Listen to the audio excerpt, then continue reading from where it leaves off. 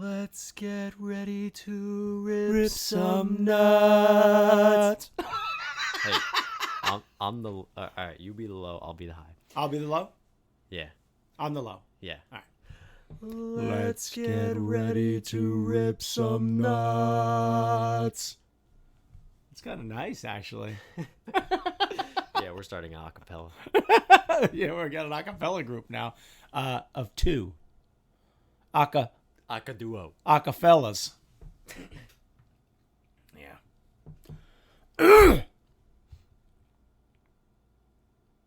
Welcome. Oh, is this the start? Welcome to the nuts we rip and the rips we nuts. Yeah. It's been a while. It's been a while. We felt we needed some space to focus on ourselves. Yeah. So that's why we bring you this message right here. I just want to say from the bottom of my heart, I'd like to take this chance to apologize to absolutely nobody.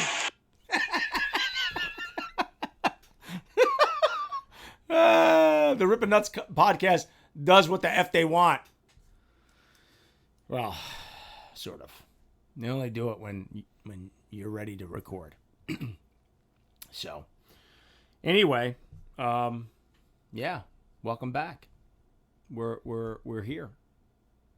This could be the last or the first of many, right?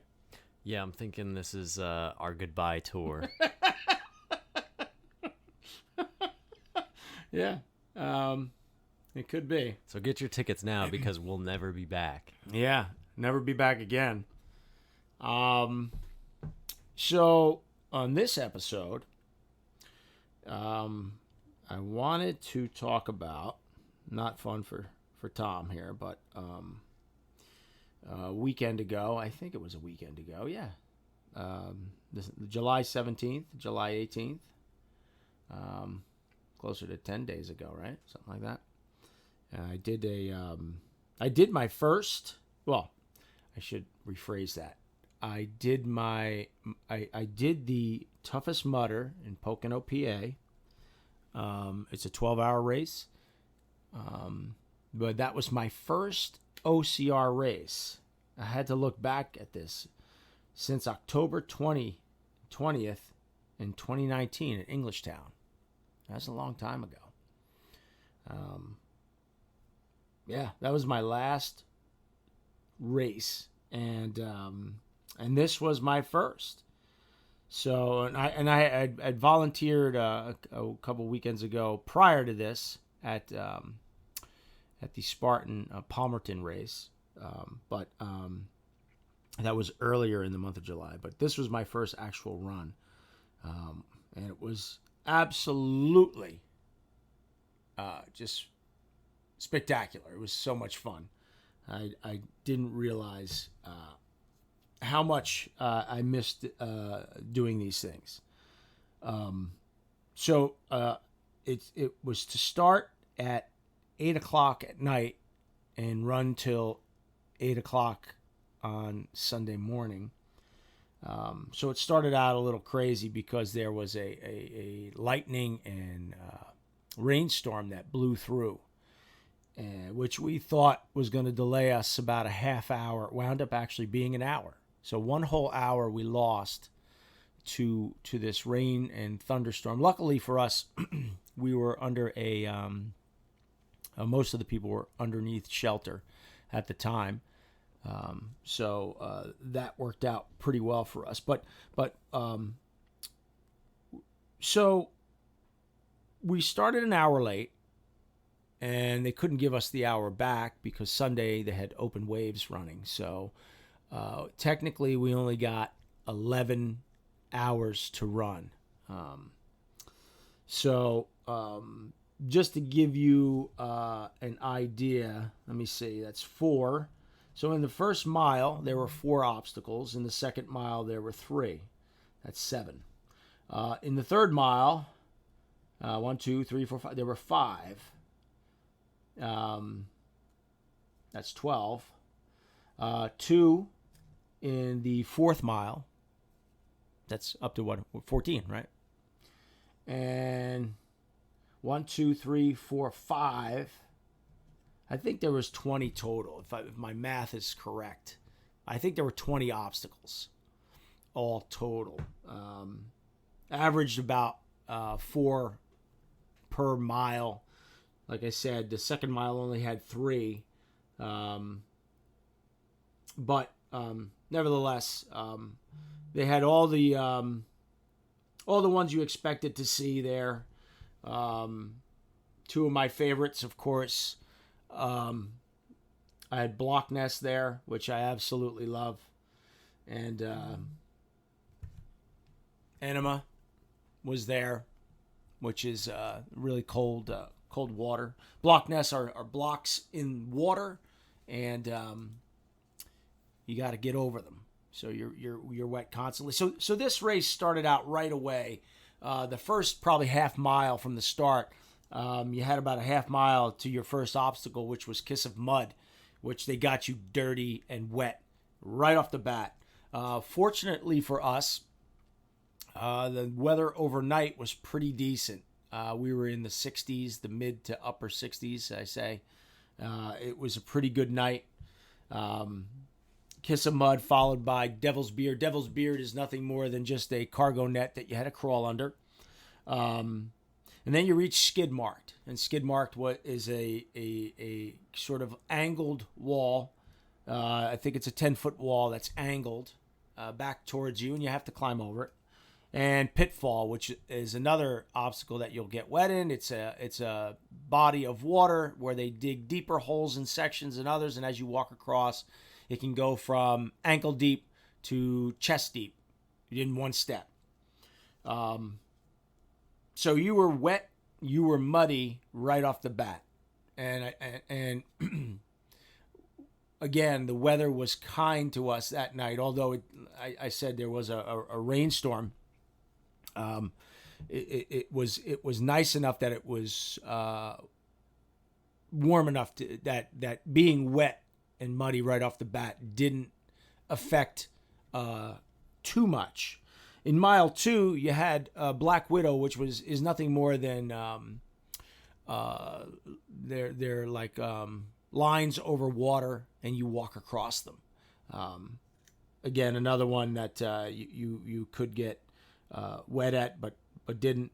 They had the cage crawl. Cage crawl is always one that's kind of interesting. So it's a body of water. It's pretty long, and they put a cage over the water, and you have to kind of swim with your face between the cage and the water. It freaks a lot of people out. A lot of the Tough Mudder obstacles kind of, cash in on your fear of certain things, and this is certainly one of them. But the water's not deep at all. Actually, you could stand up in it, but it's one of the easier and more relaxing, oddly enough, obstacles there, which I kind of like. Then you hit the Berlin walls. There, again, I'm going to say around 10-foot walls that you have to climb up over. Now, mind you, at this point, you're already wet and muddy, so sometimes that causes a little issue for people slipping. In mile 3, they started with Birth Canal, which Birth Canal is nothing but a tunnel that you crawl under that's filled with different, it's hard to explain, sacks of water. So it's water in certain areas that you have to push your way through like a birth canal, if I can say that. And then they had the unbelievable Mud Mile. And Mud Mile, I think my buddy Gene, who unfortunately did not get to race with me, and that's a funny thing in itself because somebody had put, this is a side note, somebody had put on a page to name the best OCR couple that you know, and one of our friends put Gene and Ed on there. So, but anyway, I do most of my races with him. This is probably like maybe the 3rd race I've ever done that he was not there. But he reminded me of a Mud Mile in Philadelphia. Well, it was outside of Philadelphia, but that was the name of the race. That was pretty deep. But this was extremely deep, not a lot of water, and very difficult to do on your own. A lot of time was wasted there. And what I mean by wasted, getting through that obstacle. So at mile 20, if you happen to do, so it's a 5-mile loop. If you happen to do your 4 loops, 20, you got a band that allows you to skip an obstacle. And every 5 miles after that, so at 25, 30, so on, you got another band. So most people were burning those bands at that obstacle because it was crazy deep, right? Very difficult. After Mud Mile, you hit the 6 foot, I think it was called 6 feet under, which basically is just walking down into water and basically having a mud wall about 6 feet and climbing out of it. Nothing too crazy. Block Ness, monster. Again, you get in the water. The water is fairly deep. Chest, for me, it was probably chest height. There's 2 huge blocks that can spin, and you have to crawl up on them and get over to the other side and do it. So there's 2 of them in there. It's fun to do that one with a lot of people. We do spend a lot of time when we're doing the open waves in there, because that's just a lot of fun. And they had one that's called, the next one was Electric Eel. Electric Eel was an obstacle that's wet.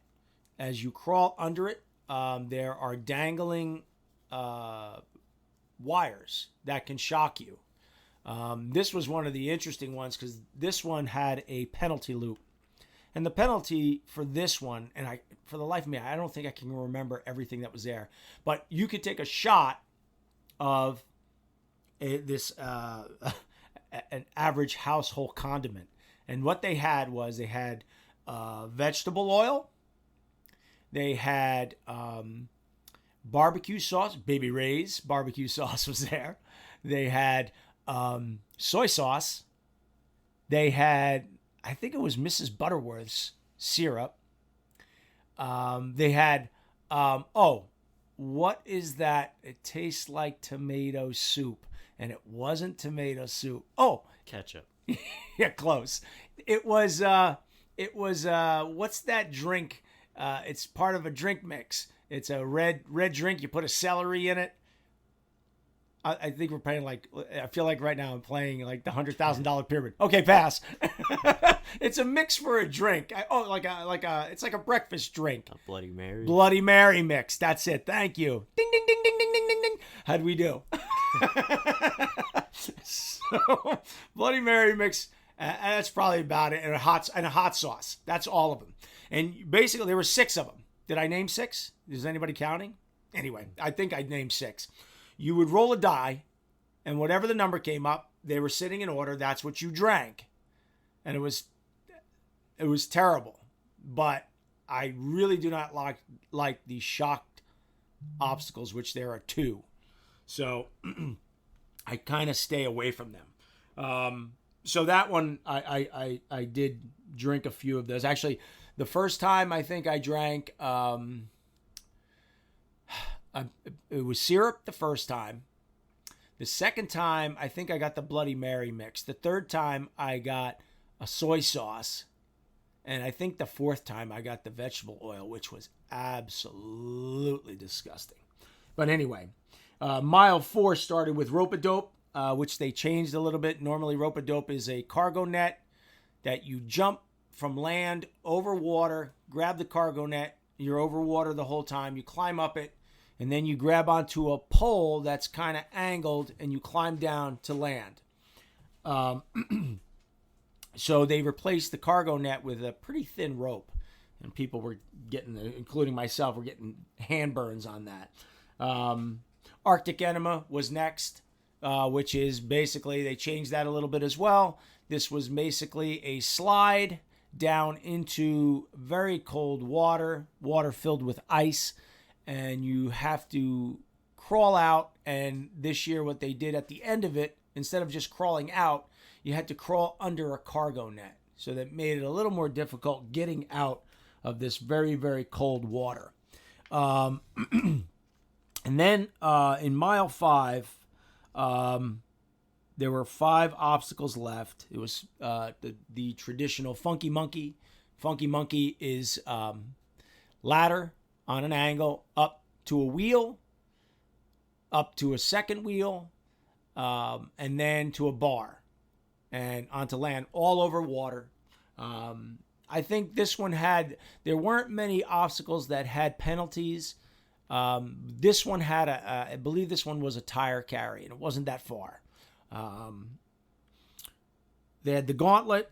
They had Everest, Everest 3.0, which has changed. It did have a rope for us, and they did have probably four to six of the best dudes ever who stayed there all night long helping people get up. Those guys, props to them because they did a great job up there. I'm missing an obstacle, and I can't remember what it is. Oh, electroshock therapy. Electroshock therapy is a obstacle that you go over. You're in water and mud, and again, those dangling wires are there, and you can get shocked. Little tidbit: my very first Tough Mudder, my very first OCR was Tough Mudder, Englishtown, 2013. I went through electroshock therapy, and I blacked out at some point. I lost about 7 to 8 seconds, and probably that's where I dislocated my shoulder.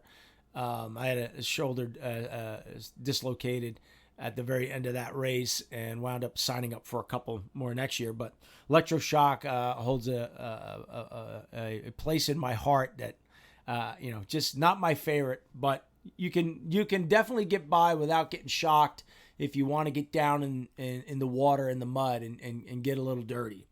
And then finally, one of the newer obstacles, Mudderhorn, which is a ginormous A-frame with a cargo net.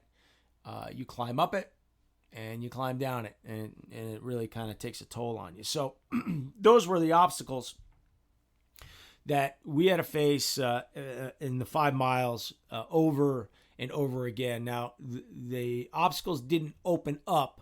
They were kind of rolling every half hour. So my goal initially for this whole race with 11 hours was my high goal was 40 miles. My low goal was 30. I wanted nothing less than 30, but I would have loved to have gotten more. So when they took the hour away, I knew that was going to cause me a problem.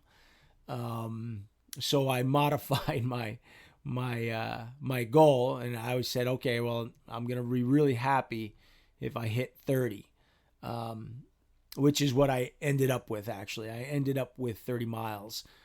Had we had the extra hour, my time is up. No. So had I ended up with the extra hour, I could have gotten another loop in. It didn't happen that way. Wasn't meant to be. So that's that. So we started an hour late. I figured myself, I was going to run the first loop without stopping, which I did. I did that first loop in, I think, some 50 seconds. No, 52 minutes, something like that.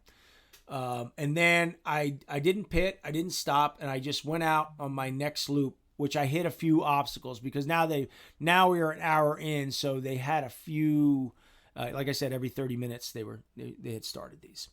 And so I hit a bunch of obstacles, or a few. And the second lap, when I pitted, I had gone a little over an hour. So I was moving pretty good. So I had 10 miles in at that point. This is when it started to get a little dicey for me. So part of this whole process, for me anyway, running these things. You set yourself some goals and you try and achieve them, and that's all well and good. One of the things I wanted to bring up, and I hope. All right, so the E Train ran with me. So Eric Schmidt. Eric's a really good guy. His wife Colleen came and pitted for him, and she helped everybody out as they came in and out of pit area. But E-Train is a beast, and he went out there on 11 hours. Not only did he hit 40 miles, but he took first in his age group, which was really impressive. Hats off to the big E-Train in the house. And he told me he owes it all to the peanut butter and rice he ate, because if it was good enough for Ryan Atkins, it's good enough for him. So yeah, that's what he was eating. So I took his word for it. So Eric and I had a conversation after the race, and so I don't want Eric to think this is a bad thing, because it's not. I said I really wanted to get 35 miles, but there were a few things that happened on the course that maybe could have prevented me from doing it, and it's possible. In hindsight, Eric is right. So Eric said to me, and I would say I'm quoting him, but it's more paraphrase. He said to me, "Ed, you're too nice." That's what he said to me. "Ed, you're too nice." And he goes, and I appreciate that. That's what he led with. He's right in so many ways, on so many levels, because and this is gonna kind of come out sounding kind of mean, and I don't want it to, but I think in order for you to kind of hit your goals in a race like this, where Tough Mudder is hugely built on camaraderie and helping one another, which I do. I think everybody does during the race. I can't exclude anybody. I got to work with some people in that race that I had never met, and they helped me and I helped them, and that's how it goes. But I think you have to, in Eric's way, like, not that you can't be nice, but I think you have to be a little. I wanted to say selfish, but that's a bad word, and it's not selfish. If you have a goal, you go out and you want to get it, you get it. But you have to not be worried about the next person in a lot of ways. Like, I'll give you an example. So at some point during that race, I stopped because I got to, this was at, I want to say it was skid marks. So it was the wall that is kind of angled back to you and you have to climb over it, right? So I stopped because there were two women at the wall. And I said, I believe one had already gone over and the other woman was waiting to go over. So I said to her, "Would you like some help?" And she said, "I don't think I can do this, but yes." And I said, "Okay, let's try." She got up on the wall, got her arms up over the wall, and right away I said, I can't do this. I can't do this. I'm coming down. And I said, I said to her, I have your back. You're not going to fall. I have you. And she said, no. I have to come down. I have to come down. And when she got down, she was emotional about it. And I felt terrible. I wanted to get her over the wall. I knew that there was more to this than just not getting over the wall. That was just my gut feeling about it. So I said, let's try it again. This is why we're here. We overcome our fears. Let's try it again. You had it. Your arms are over the wall, you lock them, and you have to bring a leg over. You're going to have to bring a leg over the wall in order to get the rest of your body over the wall. And the thing is, we got her up there, and she did. She did it. And it's stuff like that. Like, that's the stuff that I remember most. And I agree with Eric that, you know, I could have climbed over that wall and just ran. And that may have saved me 10, 12 minutes. And you add that on when I finished the race, you couldn't run out after 7 a.m. So no loop could start after 7. I ran in, it was, I think there was 18 minutes till 7. So if you grab that 10 minutes back, I have about an hour and a half, which maybe I could have added that 35th mile, or the last 5 miles. And maybe I could have. No saying I could have done it. But there are other instances during this race. By the way, and I hope, so Eric, if Eric listens to this, I don't want Eric to feel bad or think this is a bad thing, because he's right. If I stick to my game plan and do my race, that doesn't mean I can't help people, but I have to focus on me, because that's how you're going to hit your goals. I agree with that. And I don't know if it has anything to do with being nice, but I appreciate that, Eric. Maybe I am nice, maybe I'm not. But there's a part of me that enjoys seeing the success that others can get. And that was a moment.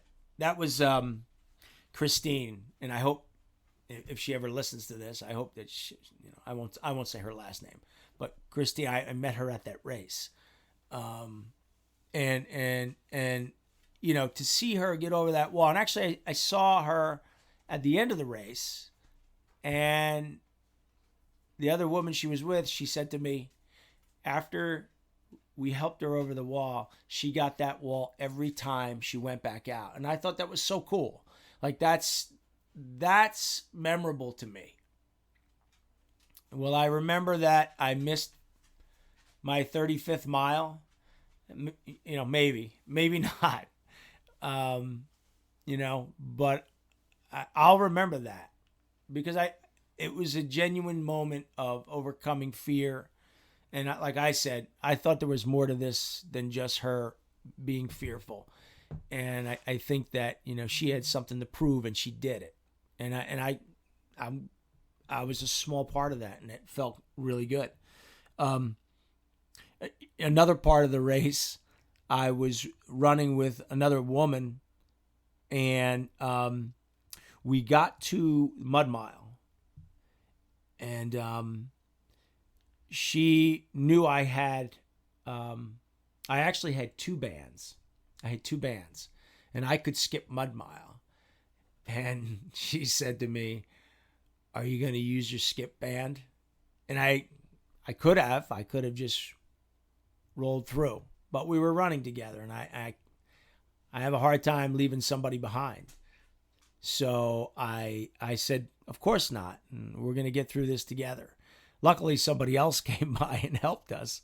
But the point is, I wasted some time at that obstacle as well.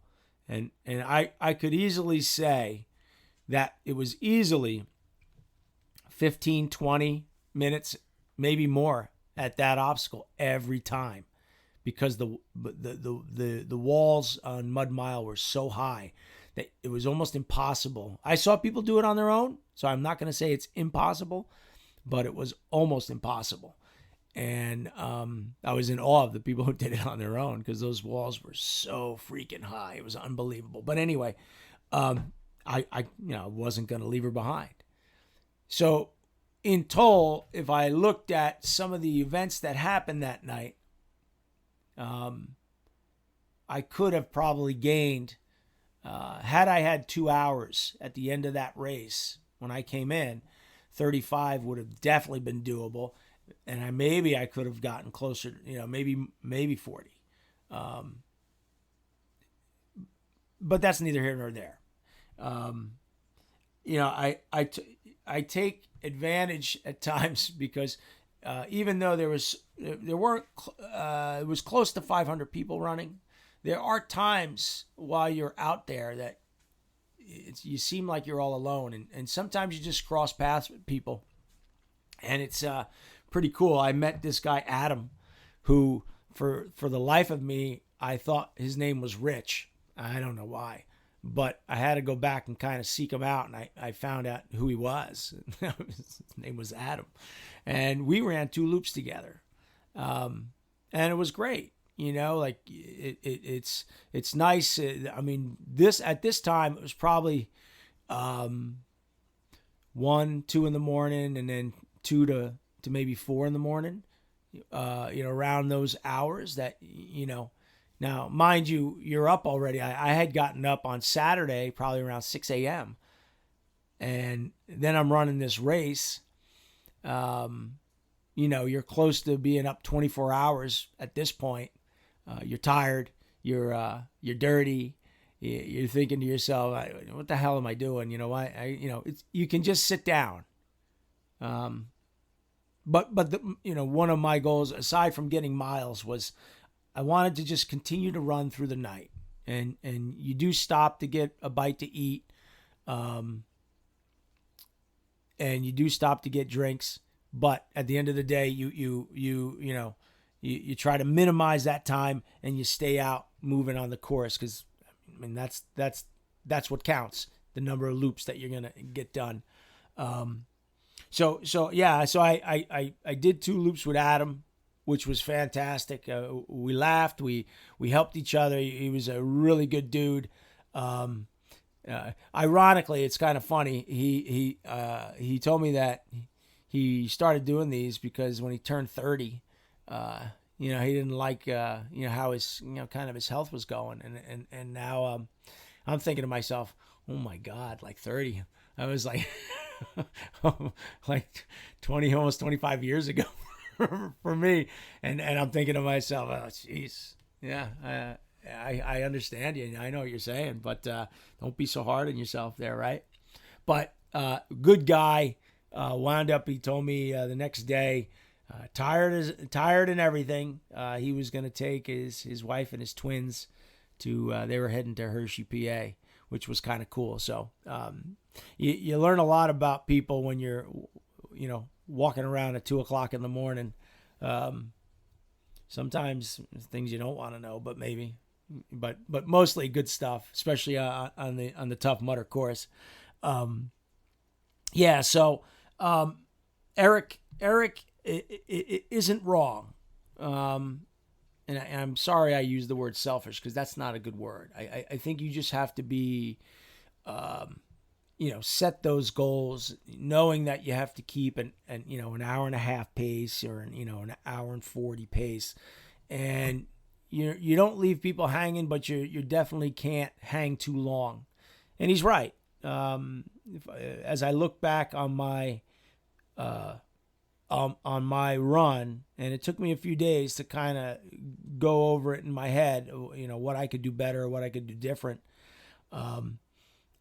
There were moments in that race that, yes, had I not gone through Mud Mile, and there was another, 20 minutes there, which puts me at close to 2 hours when I come back for if everything else goes the same, that puts me back at 2 hours left.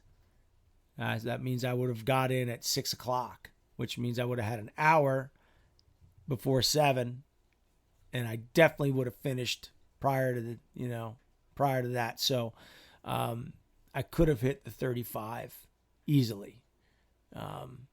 Do I regret it? I would have liked to.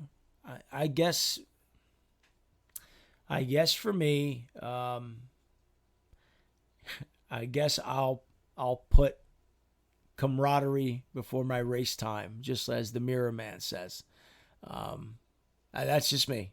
I enjoy meeting people. I met, like I said, Christine, it was a pleasure meeting her. And I think, going back to our good brother and our friend Jerome Gonzalez, who we lost a few years ago at another event.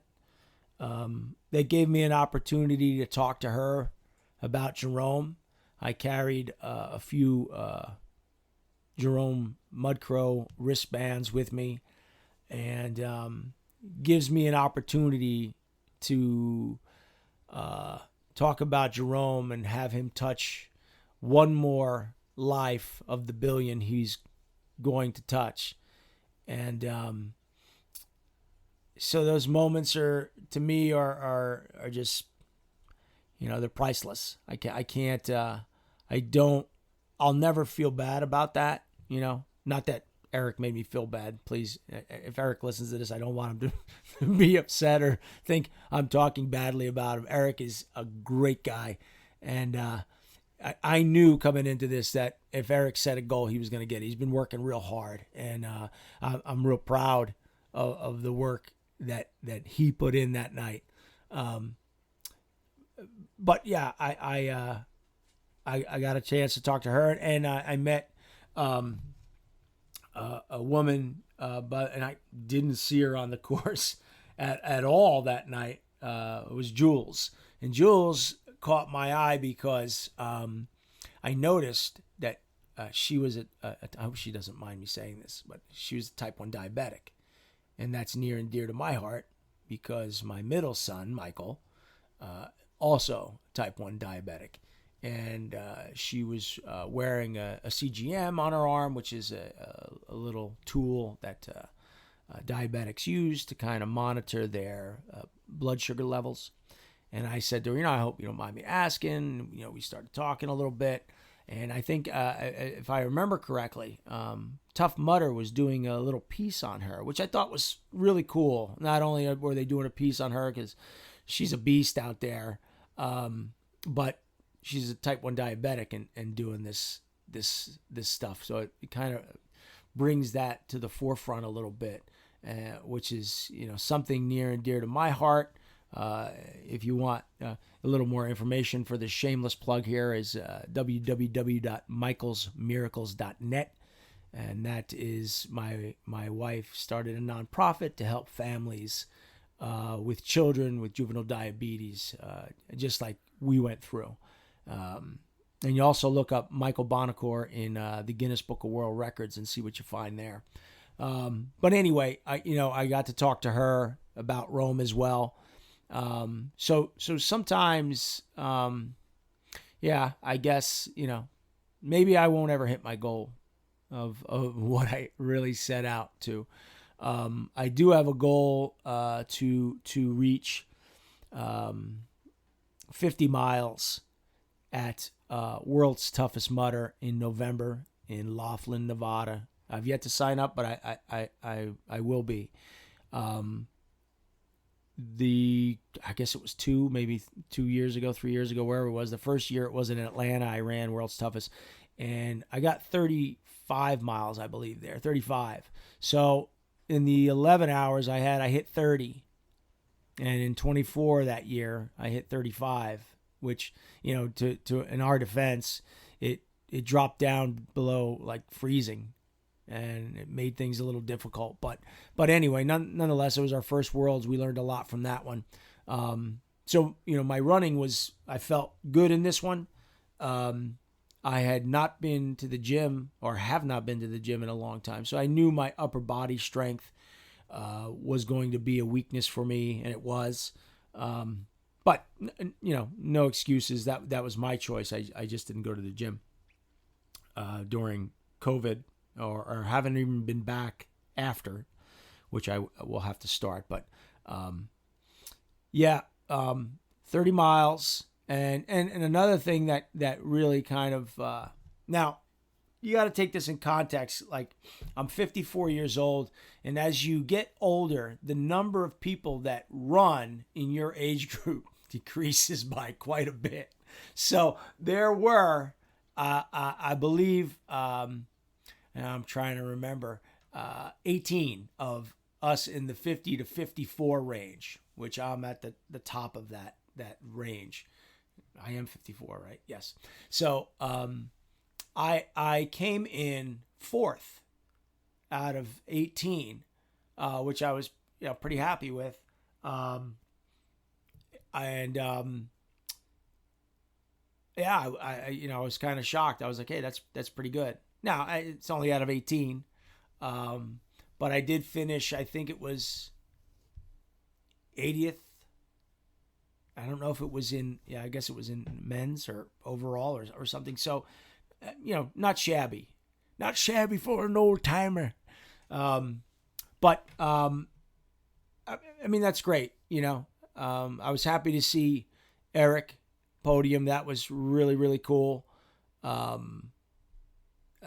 see everybody that we were kind of there with doing really well at night. It was really good to see.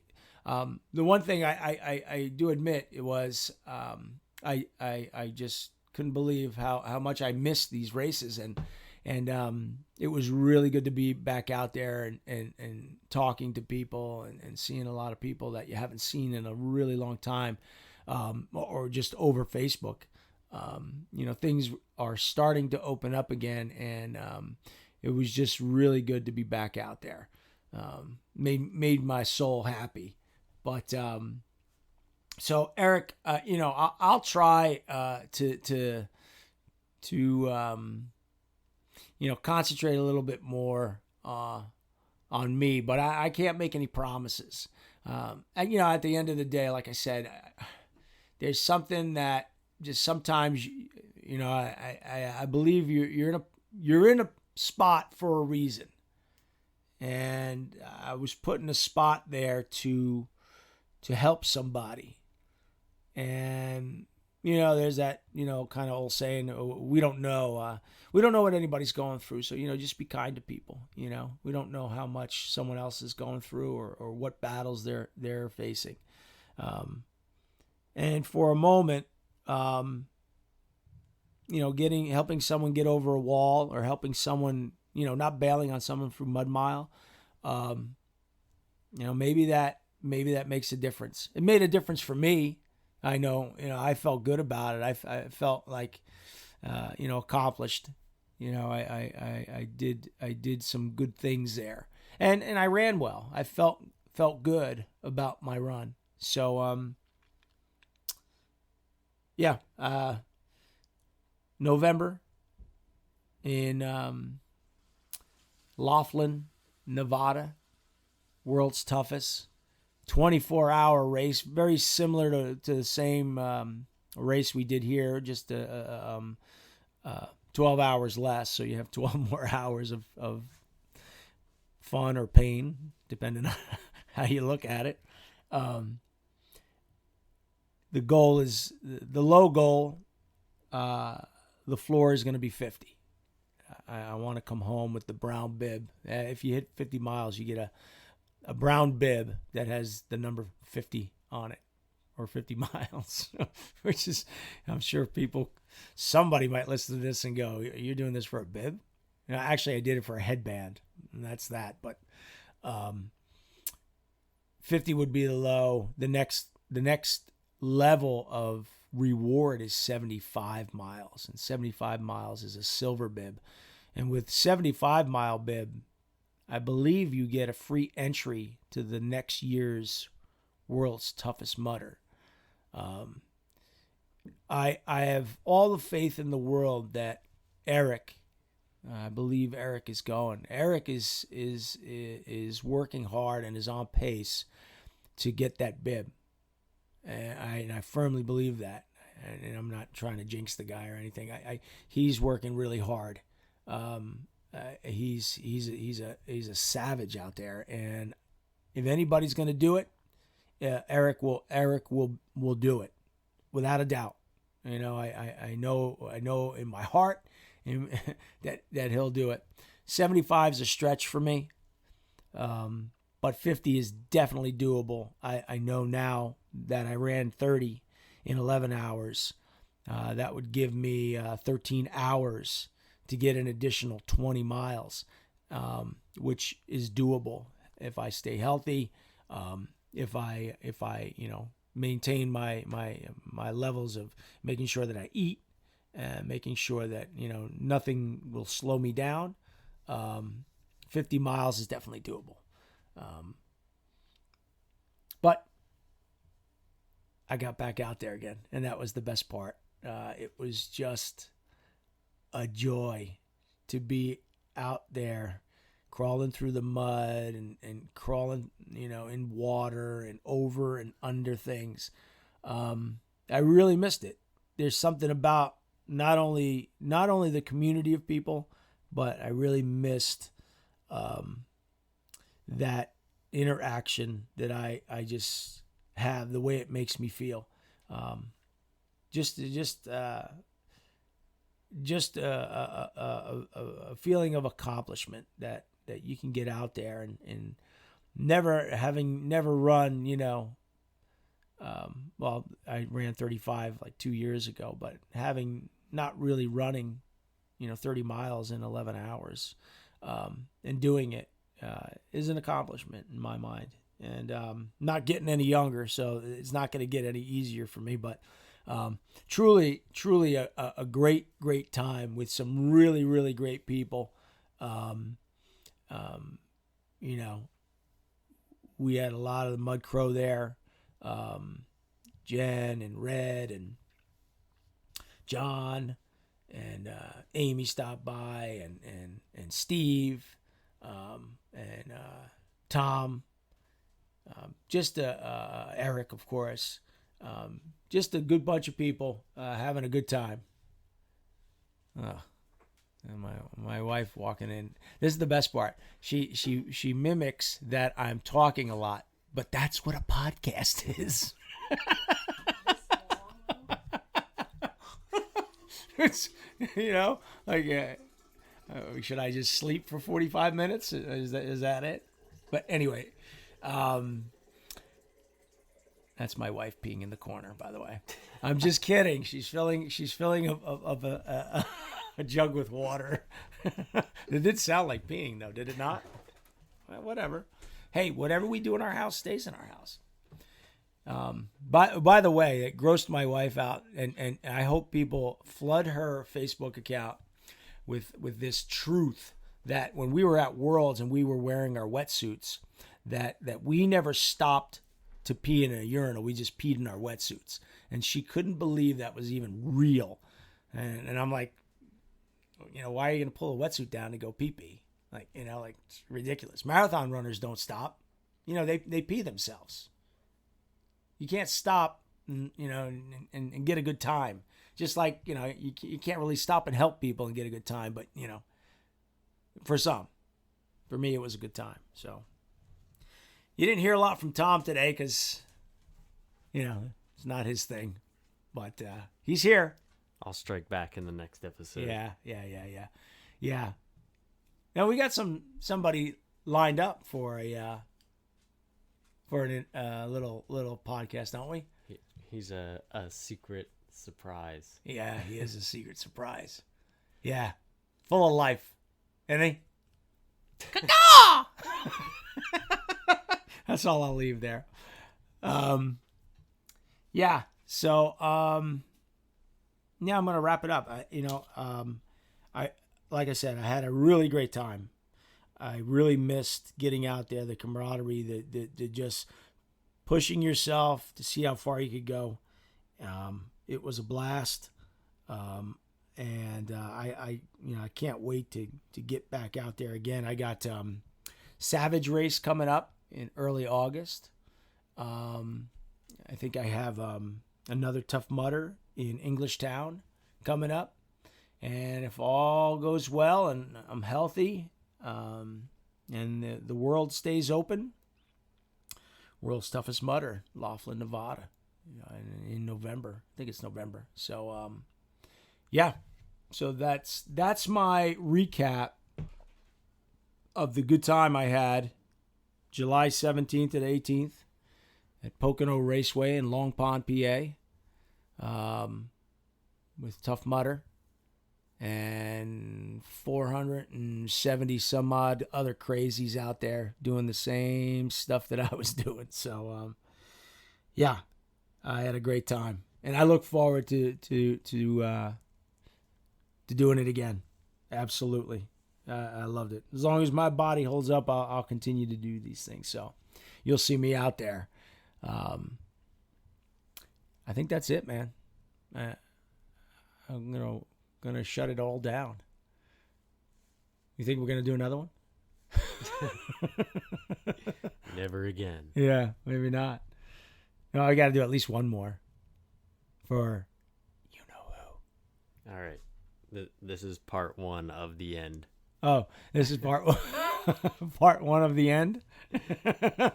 And also, you know who's really been asking, who had a wonderful time, was Dolph and Gene wanted to do another wrestling podcast. They're like, can we do another wrestling podcast? Yeah, they really missed that. So maybe this could be like a 3-parter. All right, part 3. At least 3 parts, maybe more. All right, let's wrap it up. So, thank you everybody for listening to me rant about Tough Mudder and the race. Tune into the next episode for maybe a special guest or maybe a wrestling podcast. We don't know. We're gonna try and get something brewing, but we'll see. On our farewell tour. Our farewell tour that might last forever. Yeah, it could last forever. But hey, like I told you that one time, Jimmy Pavinsky, it was the 8th grade, told me that he was going to see the Rolling Stones, and he said, "Hey, dude, you should go see them. It's their farewell tour, Steel Wheels tour. They're not coming back."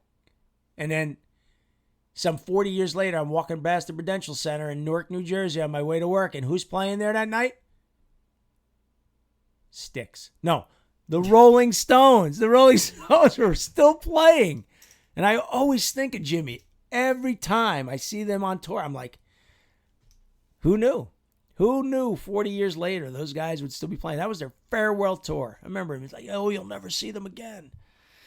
Yeah, wrong. So, all right. That's it. We're done. Peace out. Good night.